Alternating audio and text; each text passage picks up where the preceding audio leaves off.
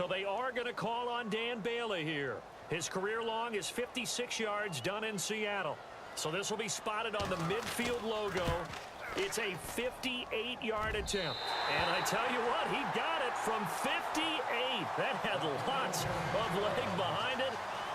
The offense got the ball in a good spot, but they went nowhere. They settled for 3. Brandon, I think it's safe to say that was a major disappointment. Had a great opportunity, excellent field position, and did not be able to move the ball at all.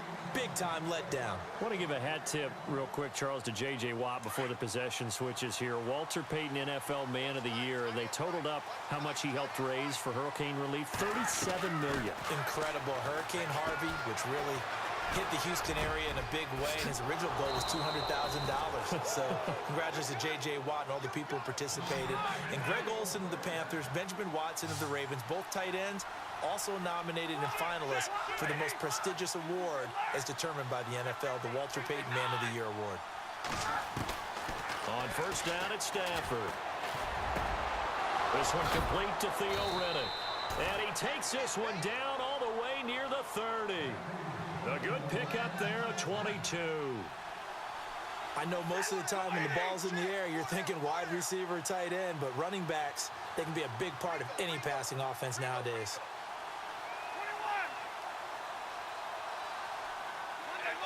And the tight end, Ebron, in motion.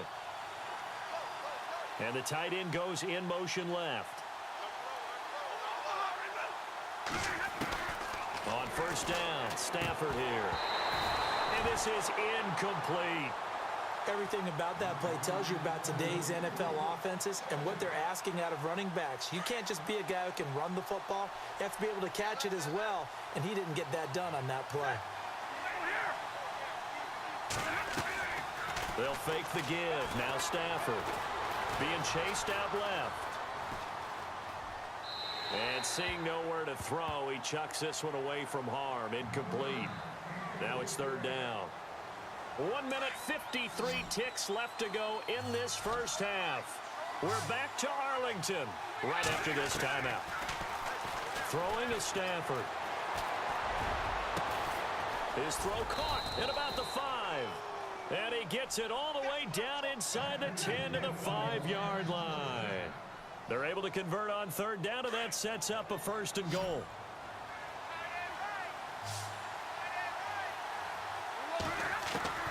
Throwing again at Stafford. This will be caught at about the 5. And the stop will come inside the 5 at the 4. Only a yard on the completion. It's second and goal. Stafford barking out signals and trying to get his guys set quickly. Again, it's Stafford. And that is incomplete. Well, not to get too overcritical there because he knows what he's doing, but his shoulders looked a little off kilter there when he threw that. I don't think you're being overly critical there. You're just analyzing it, and he gets those shoulders right. That pass will go from incomplete to complete. Now Stafford. This will be caught at about the 5. And this one will wind up with him losing yardage back to the 4-yard line. The Lions will use the first of their timeouts as they'll stop it with just over a minute to go before halftime. They're not going to kick it. A chip shot, but they're going for it down 3 on fourth down.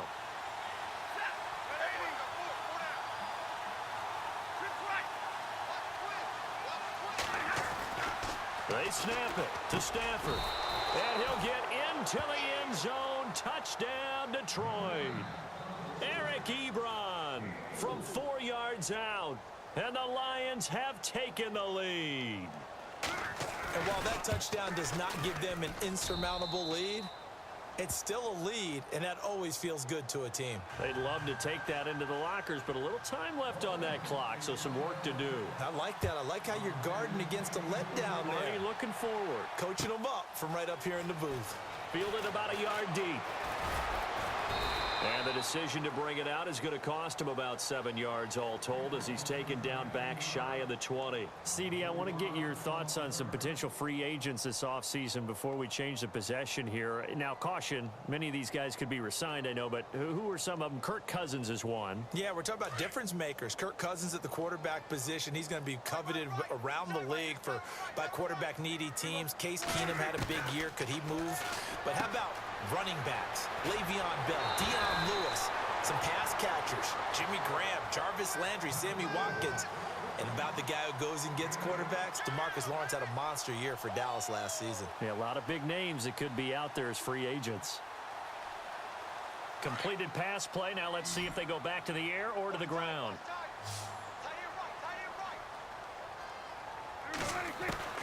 Second down, Prescott drops it underneath to Elliott. It's an 8-yard pickup and leads to a new set of downs. We always talk about having to read defenses and how complicated that is. Well, this was an excellent read. Read the pressure and got rid of the football before it even got to him for a nice game. And when they're blitzing like that, running back usually a good spot to go with a football? Without a doubt, because he's right in your sight line or he's near you. So you're able to just get it to him easily. And once he gets in space, that's usually a good matchup for him. Finding a safety valve here. That's complete. Give him 11 yards that time and a new set of downs. Everyone's got to be able to catch the football. Doesn't matter what position you play, but if you're on offense, be aware a ball may come your way.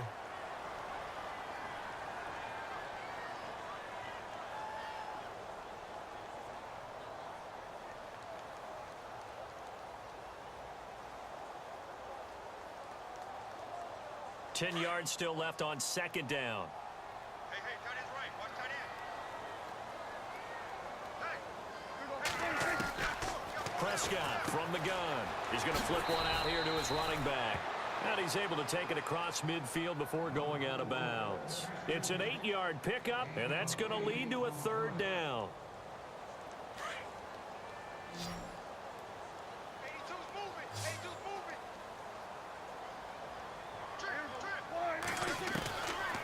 Now Prescott throwing for his running back, and he's got him complete. And he's got this down a yard or two shy of the 40 before he's out of bounds.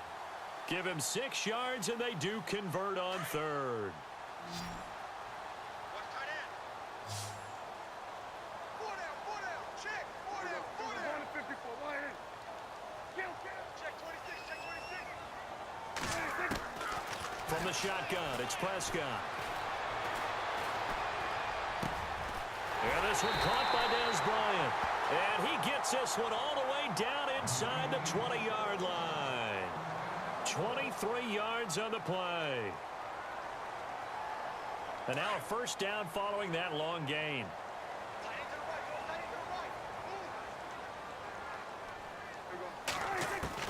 From the red zone now, Prescott. Looking for his tight end, Witten, and it's intercepted. Darius Slay with a pick. And his guys have got it back at the closing stages of the first half. So let's discuss the Detroit Lions as their offense makes their way back out there, Charles. Last 3 years, including a playoff loss in 2016, they're 25-24. They're going to have a new head coach, of course, Jim Caldwell, let go at the end of the year. And, you know, it always seems like the Lions are stuck right in that middle ground. 7-9, 8-8, 9-7.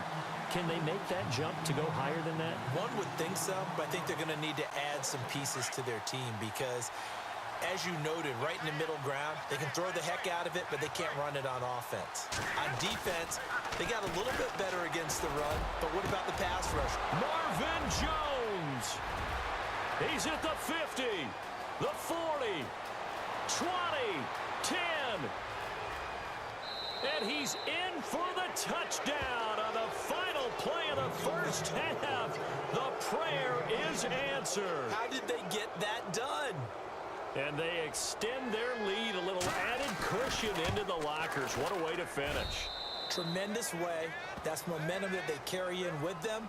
Can they convert it and bring it back out to start the third quarter? And we welcome you back now. Alongside Charles Davis, I'm Brandon Gaudin, getting set for quarter number 3 here. Both teams appear ready for the fight ahead, and we resume action here in quarter number 3. Here comes Ryan Switzer to return it. And he's up across the 25 and down at the 28-yard line. Out come the Cowboys now as he'll go on offense first here in this third quarter. They have the ball here for the inaugural drive of the second half. Pretty big deficit, though. We'll see what adjustments were made in that locker room. And I never want to make something more important than it actually is, right? I don't want to create more hype than what is there. But this is I'm doing it. This is a really important drive. And we often talk about teams scripting plays to start a game. A lot of them script to start the second half, too. And they're scripting something that they expect to get them into the end zone and back into this game. We'll see if that script is a good one for them. 4 yards remaining now on second down.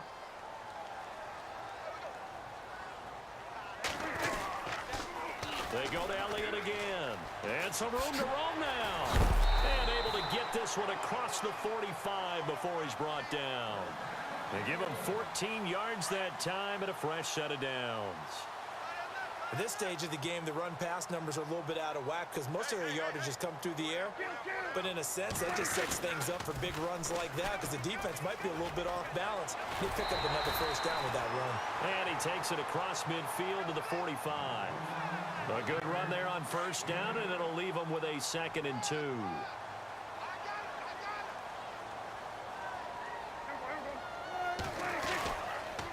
On second down, Elliott. Oh, he's got some breathing room. And he'll get it inside the 40 to the 39. It's a pickup of 6 and good enough to move the chains. Looks like they're establishing a pretty good pattern here because they've been very heavy in the running game on the last 4 plays. Yeah, you took the words right out of my mouth. So far, 4 plays in this drive, all 4 on the ground.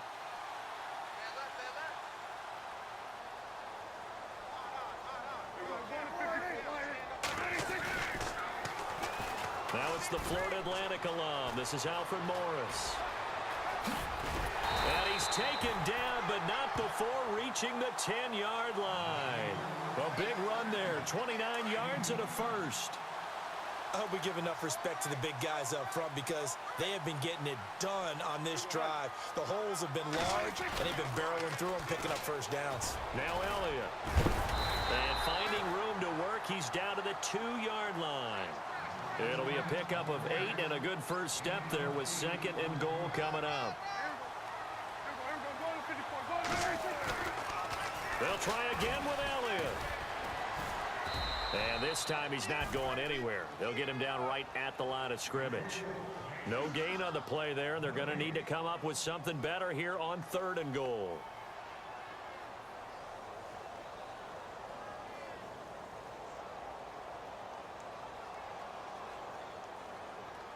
The offense on 3rd down, they've been good. 3 for 4 thus far. They're looking at a 3rd and goal here. To throw is Prescott. And he is going to go down. Back at the 11-yard line. Haloti Ngata coming in to drop him for a loss of 8, and it'll be 4th down.